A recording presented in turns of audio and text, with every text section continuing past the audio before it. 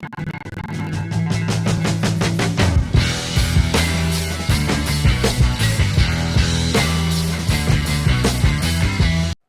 सुनते हैं एक कहानी, वो कहानी जो चंदा मामा की, जो परियों की, जो बचपन की, जो सुहाने दिनों की, जो अच्छे दिनों की याद दिलाने वाली कहानी। तो ये कहानी शुरू करते हैं और मेरा एक ही अनुरोध है कि इस कहानी को कृपया कमरे में रोशनी न रहे, अंधेरे में सुनें और सुनते हुए सोने का प्रयास करें। नींद अवश्य आ जाएगी और अच्छे सपने भी आएंगे।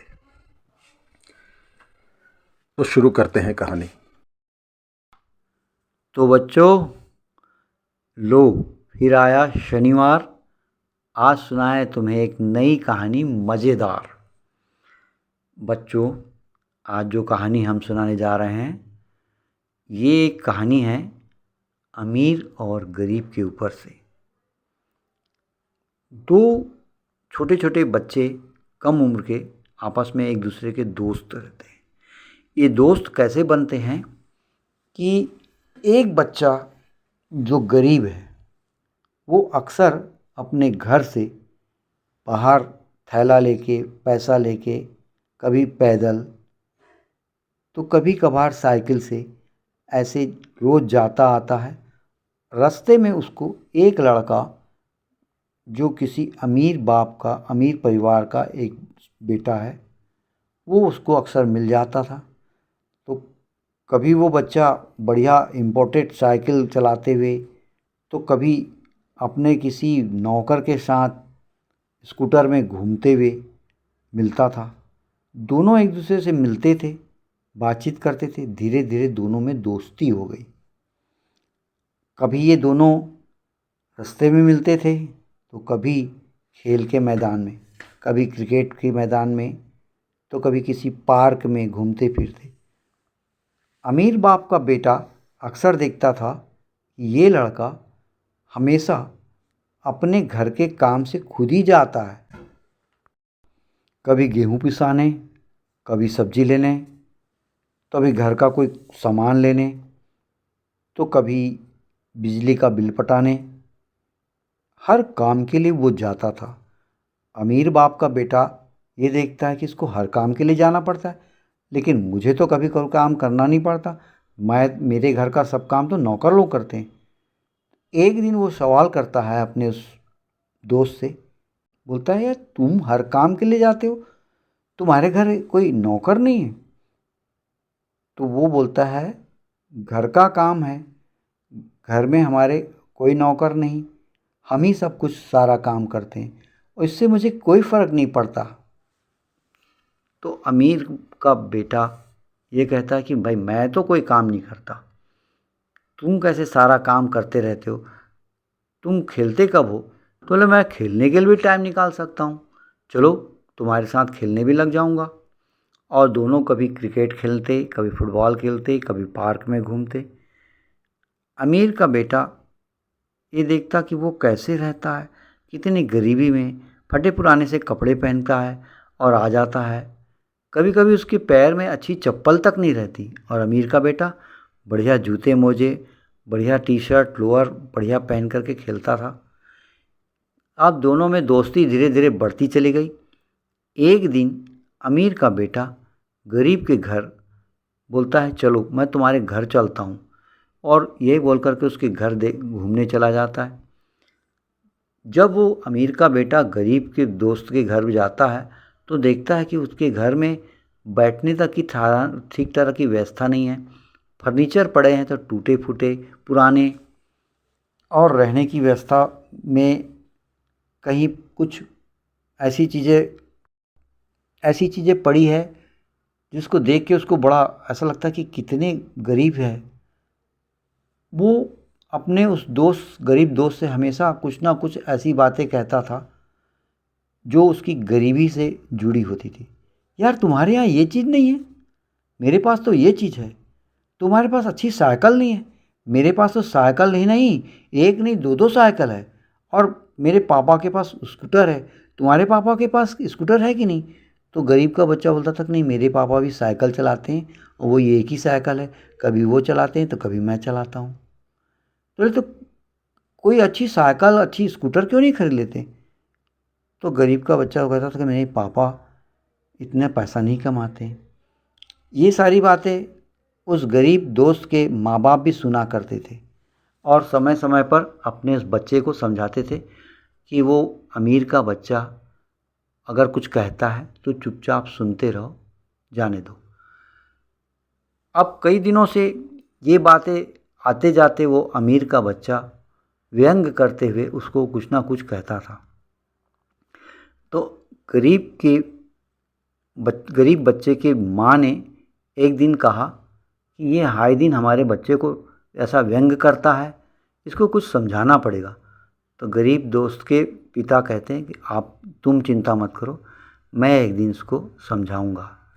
ऐसा बोलकर एक दिन जब वो फिर ऐसी ही कुछ व्यंग भरी बात अमीर के बेटे को, अपने बच्चे को बोलते हुए सुनते हैं, तो कहते हैं, देखो बेटा, इधर आओ, बैठो। तुम्हारे घर में देवी देवताओं की फ़ोटो है? तो बोले हाँ है। किसकी किसकी है? बोले ना भगवान नारायण की है, लक्ष्मी जी की है, गणेश जी की है, तो वो फलाने भगवान की है, तो ये भगवान की है। अच्छा अच्छा अच्छा। बोले ठीक है ठीक है, तुमने भगवान की फ़ोटो में क्या क्या देखा? तो बोले कैसा पहने रहते हैं? तो बोले अच्छा अच्छा कपड़ा पहनते हैं, सोने का मुकुट, सोने का हार, ऐसा पहने हुए बढ़िया अच्छा लगते हैं। बोले तुम्हारे घर से कभी शंकर भगवान की फ़ोटो देखी? हाँ हाँ। बोले शंकर भगवान की भी फ़ोटो देखा है। शंकर भगवान की फ़ोटो में क्या देखे? शंकर भगवान की फ़ोटो में तुमने क्या देखा? वो क्या पहने रहते हैं? वो कितना सोना चांदी पहनते हैं? तो अमीर बाप का बेटा बोलता है, नहीं नहीं, वो कहाँ सोना चांदी पहनते हैं, वो तो मृग छाल पहनते हैं, भभूत लगाते हैं, बड़ी बड़ी जटा, गले में सर्प की माला, और ऐसे जैसे कोई साधु बाबा, अघोरी जैसे ऐसे दिखते हैं। तो देखो बेटा, जैसे तुम इस अपने दोस्त को कहते हो ना, तुम्हारे पास ये नहीं है, तुम वो नहीं हो, तुम ऐसा नहीं हो, ऐसे ही शंकर भगवान के बारे में भी बहुत से लोग ये कहते हैं, वो तो औघड़दानी है, वो तो अघोरी है, उसके पास कुछ भी नहीं है। लेकिन जो और देवी देवता है, जैसे भगवान नारायण, ब्रह्मा जी, गणेश भगवान और सब देवी देवता, उनके आगे शीश झुकाते हैं। क्यों जानते हो? क्योंकि सारे देवी देवता, जगत के पालनहारा भगवान विष्णु जी, इस पूरे संसार की रचना करने वाले भगवान ब्रह्मा जी, और हर कार्य में विघ्न को, संकट को दूर करके हर कार्य को संपन्न करने वाले भगवान गणेश जी भी ये सब कहते हैं कि ये प्रभु शंकर जी जो हैं, इस पूरी सृष्टि के जन्म और मृत्यु के भगवान हैं और उनके आगे सब शीश झुकाते हैं। ये आदि और अंत के देवता हैं। कोई उनके बारे में ये सब कुछ जानते हुए भी कभी ये नहीं कहता कि तुम तो ऐसी हो, औघड़ हो, कुछ नहीं है तुम्हारे पास। कुछ भी ना होते हुए भी कैलाश पर्वत की पुत्री पार्वती जी ने उनसे विवाह करने की जिद की थी। जानते हो क्यों? क्योंकि सब जानते हैं कि ये वो देवता है कि इनका कार्य सारे कार्य में सबसे बड़ा महत्व रखने वाला होता है, जन्म और मृत्यु का। कि चाहे तो किसी के जन्म से लेकर उसके मृत्यु का जो समय होता है उसको बढ़ा दे। और सभी देवी देवता उनके जीवन के कार्य के महत्व को समझते हैं, इसलिए उनके पास कुछ भी ना होते हुए उनके आगे शीश झुकाते हैं। बेटा, किसी इंसान के अमीर या गरीब होने से मतलब नहीं होता, उसके जीवन के कार्य से उसके जीवन का महत्व बनता है। किसी के पास अगर कुछ भी नहीं है लेकिन वो अपने जीवन का ऐसा कार्य करता है जो कि पूरे समाज, पूरे राष्ट्र के लिए एक बहुत बड़ा महत्व रखता है, तो वो महत्वपूर्ण कार्य करने वाले व्यक्ति के जीवन का बहुत बड़ा महत्व होता है। अमीरी गरीबी कुछ नहीं होती। ये बात जब उस गरीब के पिता उस अमीर बच्चे को समझाते हैं तो वो समझता है और उस दिन के बाद से फिर अपने दोस्त को कभी कुछ नहीं कहता। तो बच्चों, ये है इस कहानी का मुख्य सार और सीख कि कभी किसी को देखकर कुछ भी व्यंग मत करो, बल्कि हो सके तो उस व्यक्ति के जीवन के कार्य के महत्व को समझो और उससे कुछ सीखो। आपके पास क्या है और दूसरे के पास क्या नहीं है, ये सब मत देखो। जो आज आपके पास है हो सकता है कि कल ना हो, और उसके पास वो सब कुछ हो जाएगा जो आज आपके पास है, और कल आपके पास कुछ भी नहीं होगा। क्यों? क्योंकि आज आप सब कुछ पाकर सोच रहे हैं कि सारी ज़िंदगी ये सब चीज़ आपके पास रहेगी, लेकिन ये सारी चीज़ें तब तक रहेगी जब आप भी कोई विशेष महत्वपूर्ण कार्य कर रहे हों। यदि आपके पास कोई अच्छा कार्य नहीं है तो एक दिन आपके पास भी कुछ भी नहीं होगा। इसलिए जीवन में अपने कार्य को विशेष रूप दो और दूसरे की बुराई ना करो। ये इस कहानी की सीख है।